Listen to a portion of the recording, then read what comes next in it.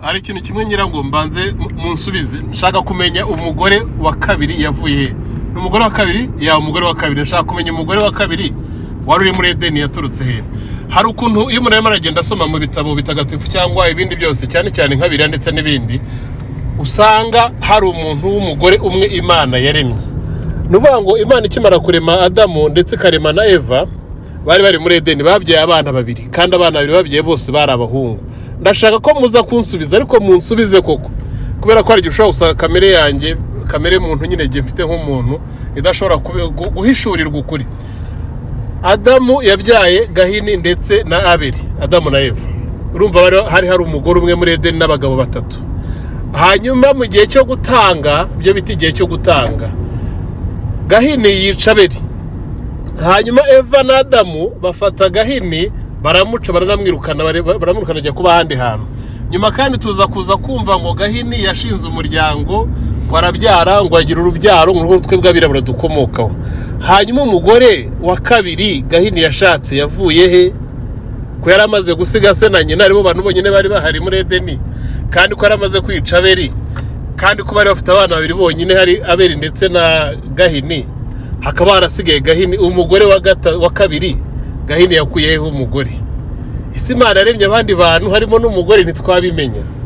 Mbese Gahini ubundi we yaje kuza kugira umuryango uvuye kuhe mugore? Akanogira muze kuza kansubiza, kubera ko hari ukuntu ndimo ndumva neza nta bisubizo mfite, ariko byanga byakunda abantu mukunda gusoma ibitabo mwahishuriwe, ndagira ngo nanjye muze kumbishurira, kubera ko ndi kwibaza ahantu umugore wa Gahini yaturutse, ntago ndi kumubona. Hano hantu harimo ubwiru rero. Ngo turabura muri comment mumbwira ahantu umugore wa kabiri yaturutse, kubera ko umugore arimo muri Edeni wenyine yari Eva, umugabo ari Adamu, abana bari abo bahungu, umwe yica undi baramuca. Harimo baciye sasa aho yagiye yakuyeho umugore. Turabategereje. So hello guys, uyu munsi rero abantu mumaze kureba iyi video itambutse, uyu nguyu bamwita Peak Official, ngira ngo ni Peak Sound Library ku bantu bajya bakunda kureba filime zisobanuye. Mumaze kureba karaka video rero yakoze, karaka video rero murabona ko naka video urebye uburyo yabajije nk'umuntu w'umunyabwenge kandi w'umuhanga, kandi nkuko mubizi asobanura ibintu by'abahanga nyine, ariko nk'ibisanzwe nta muntu umenya byose. So nikubise muri comment rero, uretse ko nafashe naga screenshot gatoya ari nako kaka muri kureba, nikubise muri comment ndasanga abantu ubusobanuro bari gutanga bugiye buhabanye n'ibyo Pike yabajije ngo Kaini na Abeli ko Adamu na Eva ko babyaye abana babiri aribo Kaini na Abeli. Hanyuma Kaini na Abeli bakica Kaini akica Abeli murumuna we, amuziza nyine bapfuye iby'amaturo nyine, arangije aramwica. Ibyo tuzigenda tubigaruka kuri YouTube channel yanyu. Arangije aramwica, amaze kumwica, ariko Pike ikintu atasobanukiwe nuko atazi neza ko Adamu na Eva baje kubyara undi mwana bamwita Seti, ndetse baranavuga ngo Uwiteka ashimwe kuko abashumbushije. No kuvuga ngo icyo gihe bari babyaye umwana ari we sekuruza w'amahanga, ariko twavuga kuko ari nawe sekuruza w'abantu w'abariya barokotse umwuzure, uriya mwuzure nyine nkuko biri kivuga ngo umwuzure mu gihe cya Nowa. Icyo gihe rero iyo dusonye mu itangiriro ibice byaho tubivuze no kubigarukaho n'ubundi, ariko dusonye mu itangiriro ibice 5 ku murongo wa 4, nagira ngo abantu turi kugendana tugendane kuri 5 ku kandi hatazagera ngo umuntu uri hano abari kubabeshya. Itangiriro ibice 5 umurongo wa 4 haravuga ngo Adamu yabyaye abandi bahungu n'abakobwa. Bivuze ngo hari abakobwa bavutse, ahubwo abatipe ahari ntibaba barasomye. Uyu munsi tugiye kugaruka ku bice 5 bijyanye n'ubusesenguzi bw'iki kintu. Hanyuma kubera ko n'ubundi hari buze kuzamo na bino bya evolution ya science, nabyo turaza kubivugaho.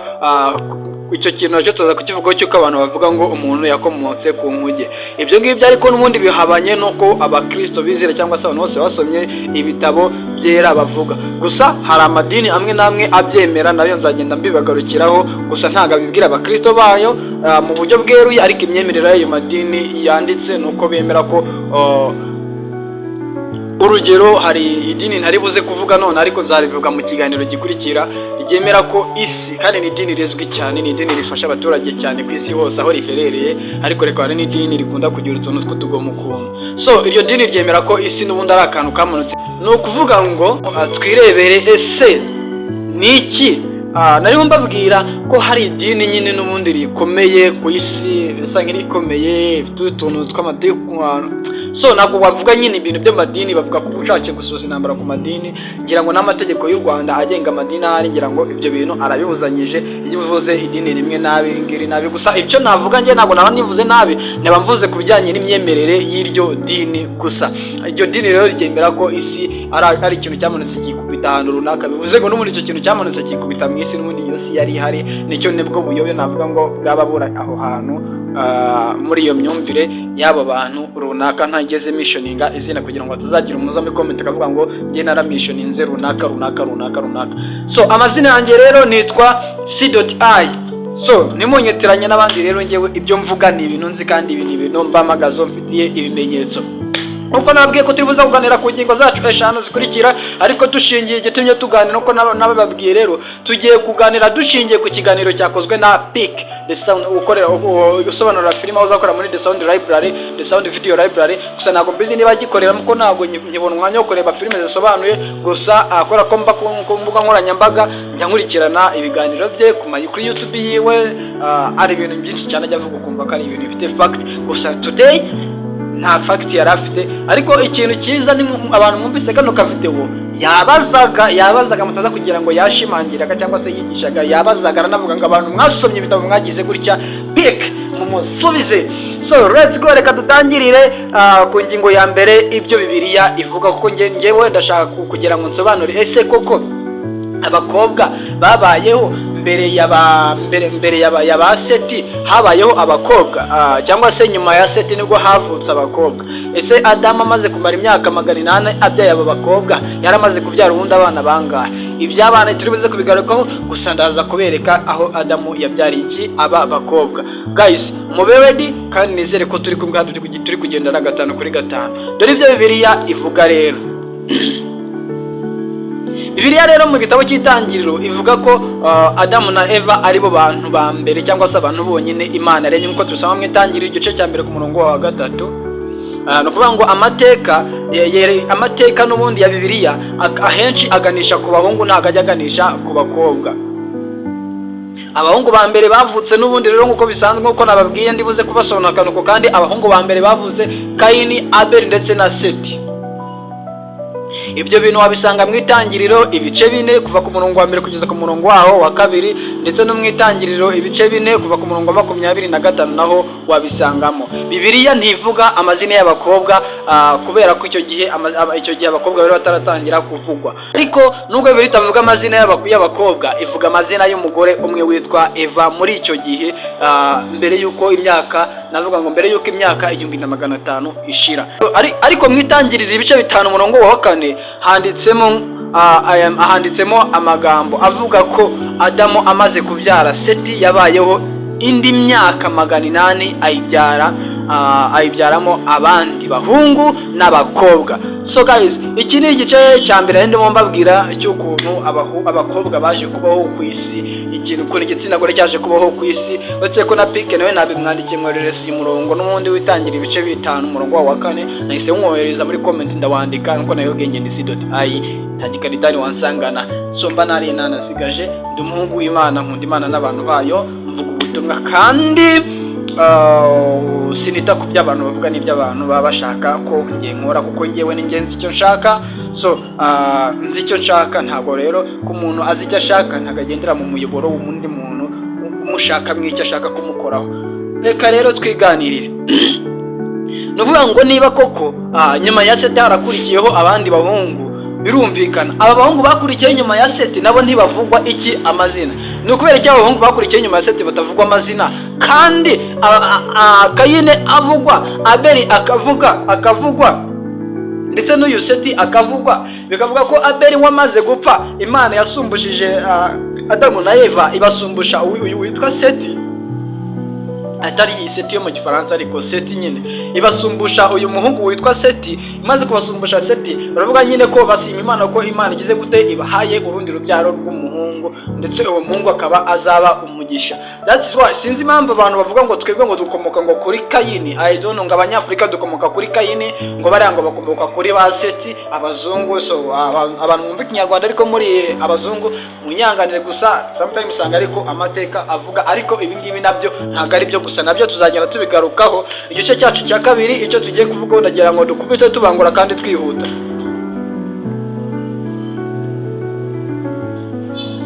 Reka turebe noneho mu gice cya kabiri ni ibiki bivugwa n'abahanga mu by'iyobokamana. Abanditsi benshi bavuga ko abakobwa ba Adamu na Eva batigeze bandikwa amazina bitewe n'uko muri icyo gihe inkuru nyinshi zashyiraga imbaraga ku miryango ibarwa ku bagabo. Ngira ngo muri kubyumva, uvuga ngo muri icyo gihe inkuru nyinshi zashyiraga imbaraga ku miryango ibarwa ku bagabo. Umugabo aho yavaga akagera niwe wari umutwe w'urugo, niwe wari byose by'umuryango. Niyo mpamvu inkuru yose yazamukaga, niyo icyo kintu cyaba cyakozwe n'umugore gusa icyo kintu cyitirirwaga umugabo. Icyo gihe rero niyo mpamvu abo bashakashatsi bavuga ko impamvu abakobwa ba Adamu na Eva batanditswe ni ukubera ko inkuru nyinshi zashyirwagamo imbaraga ku bagabo, kuko abagabo bavuga ko aribo banyamateka. Bino ko icyo gihe nta n'umukobwa wari wemerewe kuba yavuga ngo najya kurwana, nakora ibi. Byose byagombaga kugira gute gukorwa n'abagabo. Muribuka abasomye Bibiliya mu Itangiriro, Kayini na Abeli, Adamu na Eva, Imana ijya kubirukana mu Edeni, yabwiye Adamu, imubwira nyine ko we azaruha, azajya ahinga ubutaka nabwo buzamumereza iki? Amatovu. Gututubikana kwe niko kuzamuzanira umutsima. Ariko nubwo Imana yamubwiye gutyo, irangije ibwira Eva. That is why iyi niyo mpamvu abagore batandikwaga muri icyo gihe. Ni ukubera ko Imana icyo gihe yarabwiye Eva ngo kwifuza kwawe kuzaherera hehe? Ku mugabo. Nawe azagutwika inda, uzajya ubyara ugize gute? Ubabaye. So ushyize urwango hagati y'abana bawe n'inzoka, izabakomeretsa agatsitsino, noneho bazayimena umutwe, nkuko nabibabwiye ngende C.I. Iyo niyo mpamvu rero ku bantu rero mwumvise neza iyi ngingo, iyo niyo mpamvu abakobwa batandikwaga. N'ubundi Bibiliya uko Imana yari yarabwiye, yari yavuze ko Adamu ari ugomba kuzatutubikanira umugore. Noneho iravuga ngo ibwira umugore ngo kwifuza kwawe kuzaherera ku mugabo. Bivuze ngo yari ibwiye umugore ngo icyo uzashaka cyose umugabo ategetswe kukiguha mu bushobozi afite, nawe ubona, nawe ntuzamugore. Nyine ntabwo wenda Imana yavuze ngo ntizamugore gusa, nyine ngiye icyo navuga ntuzamugore, ariko Imana yari ivuze ngo icyo uzashaka cyose umugabo wawe ategetswe kugira gute? Kukiguha. Iyo niyo mpamvu Imana yabwiye Eva ngo kwifuza kwawe kuzaherera ku mugabo. Niki cyari gutuma umuntu n'ubundi n'ubwo icyo gihe uko umugore yabarwaga ni nk'uko umwana w'iyi minsi si navuga ngo iki, ni nk'uko reka tuvuga wenda mu birori, mu after party, mu tubari, ku bantu bajya mu tubari, munyangane kuba nkoresheje urugero, ariko hari abanditse ngo nta nyine 18 ni wemerewe kujya gute kuhinjira. Nuvuga ngo umugore nawe yarameze muri nk'abantu bari muri munsi y'inuza y'urugero runaka batemerewe. Ariko ikibazo aba bagore ntago bari bazatobora uru rugero, ariko urwo rugero rwararangiye nk'uko abana nabo barenga 18 bagera muri 19 byari byose bakabyemera, 18 bakabyemerera. Yuko nguko reko amateka asobanura ibi ngibi.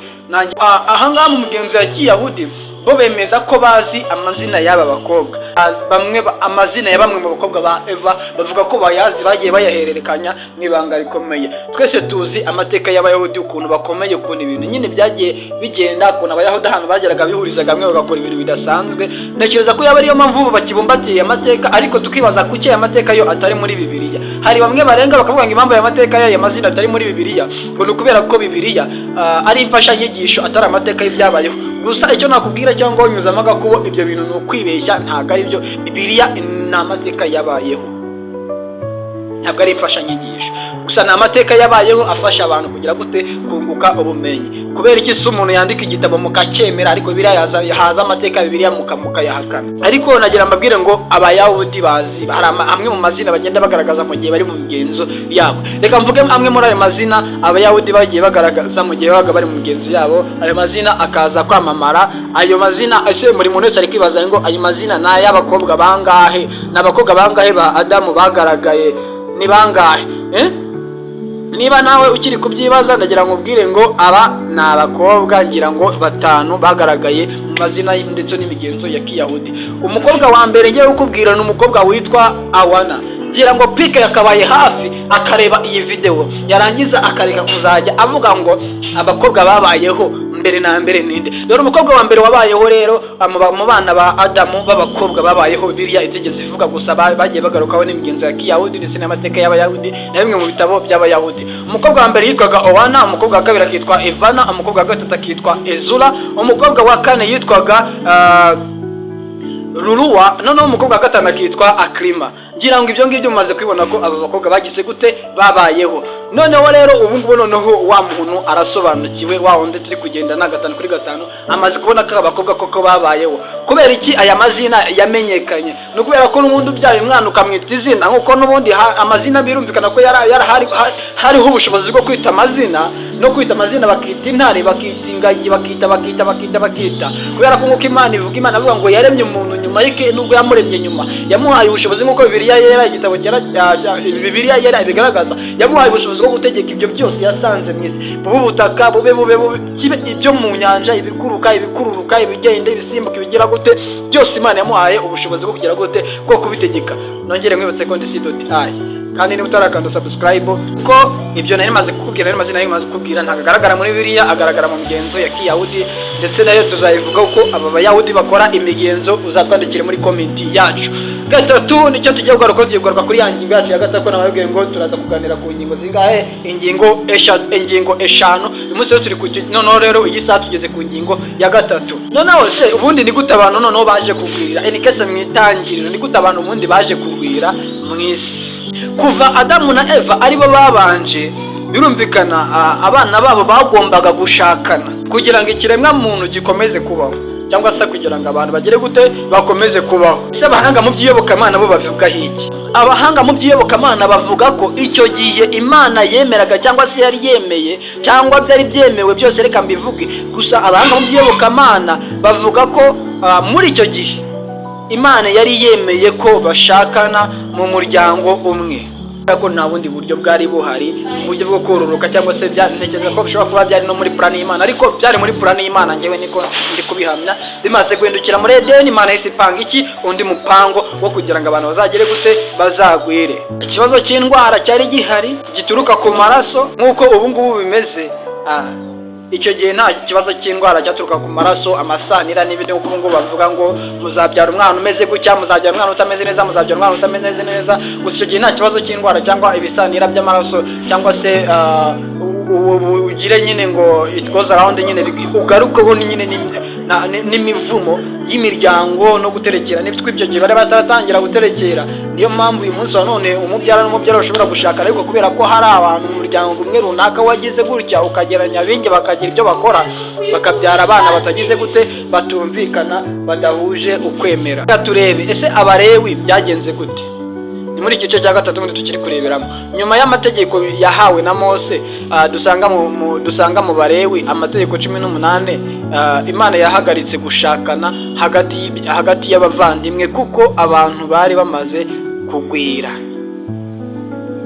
Isuko muri kumva igihe Imana yahagarikiye gushakana hagati y'abavandimwe, ni ibintu byaje reba mu Balewi, ni ibintu byaje after y'amategeko 10 nibwo haje amategeko 18. Ayo mategeko 18 akaba ariyo yarakubiyemo ko nta muvandimwe ndetse n'undi muntu ufitanye isano n'undi bemereye kugira gute gushakana. Umva, tuvuye kwa Farawo, tuvuye muri Egiputa, tuvuye Aburahamu, tuvuye icyo gihe nibwo ibyo bintu byahagarariye. Kubera icyo abantu musoma ariko ntibibacengeremo, ntimubimenye, ntimunabizirikane. Imana yise ihagarika gushakana hagati y'abavandimwe kuko abantu bari bamaze kugira gute kugwira. Ni kubera iki ku ngingo yacu ya kane tujye kuvuga ku kijyanye nuko abantu bashobora kuba baba bakomoka ku nkuge. Ku kijyanye n'inkomoko y'umuntu ku nyamaswa, nk'uko ubushakashatsi n'abanyasiyansi bavuga ko ubushakashatsi n'iyobokamana, abanyasiyansi ibyo ngibyo nibyo tugiye kurebera hamwe byombi. Gusa ubushakashatsi bwa siyansi buvuga iki? Abantu mwumvise mvuga nyine abanyasiyansi, ntabwo ndi bujye guturiminga abanyasiyansi nyine nabivuze, ahubwo ubushakashatsi bwa siyansi bwo buvuga iki? Muri evaluation ya siyansi bavuga ko umuntu yakomotse ku nyamaswa zisa n'inkuge. Ntabwo bavuga ko umuntu yakomotse ku nkuge. Sinzi abantu ahantu, sinzi ibi bintu ahantu mwege mu bikuru. Abantu siyansi ivuga ko umuntu yakomotse ku nyamaswa zisa n'inkuge. Ntabwo naje kuvuga kuri inyamaswa, gusa nayo tuzayivugaho. Ariko abemera Bibiliya bo bavuga ko atari byo, ahubwo umuntu ari igihangano cyihariye cy'Imana, nk'uko tubisoma mu Itangiriro igice cya 26 na 27.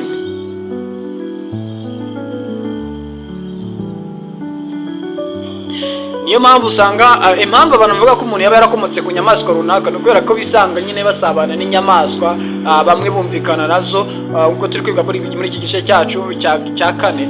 Ariko abantu bibagize ikintu kimwe, uretse no gusabana nazo dufite ububasha bwo kuzitegeka. Niyo mpamvu tuzituza aho dushaka mu mapariki. Reka twisoreze ku gice cyacu cya 5 tugana no ku musozo. Ese abahanga mu iyobokamana babisobanura bate ibi ngibi? Bavuga ko Bibiliya ari igitabo cy'umurongo w'agakiza, ngo si igitabo cy'inyandiko zose z'amateka, ngo niyo mpamvu ibintu banditse ngo nk'umubare w'abakobwa ba Adamu ndetse na Eva ntago ari gushyirwa imbere. Impamvu uyu mubare w'abakobwa ba Adamu ndetse na Eva atari ushyirwa imbere, ni ukubera ko baba bashaka kwerekana ko nyine Imana, ubudahangarwa bw'Imana. Ku bantu bibuka neza icyo Imana yaba yarazijije Mose, yamujijije kuterekana kwera kw'Imana. Bibiliya hivi ikagira ibigamije igambiriye kwerekana kwera kw'Imana, nicyo igamije. Rero Mose wibuke Imana yaramubwiye ngo inda yankoni wowe na Aroni mugende mubwire iteraniro ryose, mubwire igitare imbere y'iteraniro ryose kibaha amazi. Tujye gusobanura kino gitare, dusanga ngo runo rutare ari Kristo wagombaga gutanga aya mazi. Ariko ngo Mose warangije gafata inkoni akubita rwa rutare. Mwanga kimara gukubita rwa rutare, Mose ngo yaramaze kwanzura ko ariko Mose nawe yabitewe nuko Mose yagendanye n'amarangamutima ye. Imana nubwo ari umuremyi wa byose ikaba umunyembabazi, ariko kudakurikiza kondisiyo zayo ntiyishyiramo amarangamutima kuri wowe, kubera ko wowe ukoresha amarangamutima yawe, hanyuma nayo ngizi gushyigikira amarangamutima yawe. So ni ukuvuga ngo igira gahunda, ibintu byayo bigomba kuba kuri gahunda. Mose rero ngarangije ngaragenda abwira ubwoko bw'Imana, bavuga ngo mwebwe mwa bwoko, mbese nyine arababwira ko ari ubwoko budashima, nyine abivuga mu buryo butari bwiza. Anavuga ngo mwari mubizi ko muri rutare hashobora kuvamo amazi. Mose akimara kuvuga gutyo, urumva mu ijuru habaye iki? Imana yise ivuga Mose akoze iki? Aremeje ko umwana wanjye w'ikinege namanuka mu isi azakubitwa. Mose n'ubundi kubera ko Imana mwibuke imutumere yaramubwiye ngo nkugize nk'Imana Aroni n'umuhanuzi. Imana n'ubundi yareretse nyine muri urwo rutare havamwo amazi, kuko ari ijambo yari yaravuganye nawe, nubwo yari yishiriye mbere ko Imana yari izi yavuganye nawe bwa mbere. Ibyo byose ntabwo ntekereza ko Mose ataba yarabyibukaga, kubera ko abantu bari bamuzengereje bamusazije avuye gusenga amaze iminsi. Namwe murabyumva, ariko ibyo ngibyo ntabwo Imana ijya ibirebaho. Nyanumva mbone no kubwira n'abantu bajya bavuga ngo Imana irabizi ko turi abantu. Imana irabizi ko muri abantu, se uri kuyibutsa ko uri umuntu? Nongere mbwira n'undi muntu ujye uvuga ngo njye naje kubwiza Imana ukuri. Wowe urusha Imana ukuri. Bwira ucumuye kangahe, bwira ubeshya kangahe kuri telefone, ubeshya kangahe mu buzima busanzwe, ubeshya kangahe wiba kangahe, ugira gute, ariko ngo uje kubwiza Imana ukuri. Ukuri udafite niko uje kubwiza Imana. Oh no. Wibuke ikiganiro cyacu turimo twari gusobanura ese abakobwa bavuye hehe, nkuko Bikeri yabibajije. Nicyo kiganiro twebwe twari dufite kuri munsi wa none. Mbisabira abantu kugira ngo mungandire subscribe, nanjye nizamukire nk'abandi bose, mumeze nikorera ibiganiro nk'ibi. Ibiganiro byacu, ibiganiro byanjye, ibiganiro nzajya mbakorera bikaba ibiganiro byanyu kuri YouTube channel yanyu. Nzajya ngerageza nterateranye ubushakashatsi, cyangwa se negeranye ubushakashatsi n'ubuvumbuzi. Ubushakashatsi n'ubuvumbuzi hari ibintu abantu batazi, hanyuma mbahe ikiganiro sharing, mwandire kuri like, mushyire mu comment zanyu, ndabakunda cyane. So guys, aba Eva rero nibo babyeyi bacu ba mbere, nkuko tubisoma muri Bibiliya yera n'ubundi mu gitabo cy'Itangiriro. Kandi nanone Bibiliya nanone igaragaza ko kubaho kwacu bitari iby'impanuka, ahubwo bifite umugambi cyangwa se byari mu mugambi w'Imana. Bivuze ko yego habayeho abakobwa ba Adamu na Eva, ariko amazina n'umubare ntabwo byanditswe muri Bibiliya, ariko birazwi kuri bamwe n'abantu mwabyumvise mwabimenye. Twororotse binyuze mu gushakana hagati y'abana babo, nk'uko twabisoma mu ntangiriro cyangwa se mu gitabo cy'Itangiriro. Kuri bamwe basoma Bibiliya yera, abandi basoma Bibiliya ntagatifu ngira ngo abanditsemo Intangiriro. Abemera Bibiliya bahakana ko dukomoka ku nyamaswa, ahubwo tugira umwimerere wihariye nk'igihangano cy'Imana. Guys, ngande subscribe ahangaha abundi ku ndirimbo ya Salomo, ubundi tujye twibanira umunsi ku wundi. Guys, Imana ibahe umugisha. Data mwiza, nsengeye buri muntu wese wumvise iki kiganiro paka kirangiye, umuha umugisha mu buryo bwose, umwagurira imbago, kandi icyo akwifuzaho akibone mu izina rya Yesu Kristo. Ikibazo yari afite gisubizwe nawe, indwara yari afite ikizwe nawe. Ngiye nk'umwana w'umuntu nta kintu nashobora, ariko ushoboye byose, nakirogoya imigambi yawe. Mu izina rya Yesu Kristo ndasengeye buri umwe wese wumvise ijambo ryawe kandi akemera guhinduka, akemera guhindurwa n'imiburo yawe, kugira ngo umugirire neza kandi umwambike umwambaro wawe wo gukiranuka, ndetse umushoboze gukiranuka. Data, umunsi uzaza uzasange yiteguye.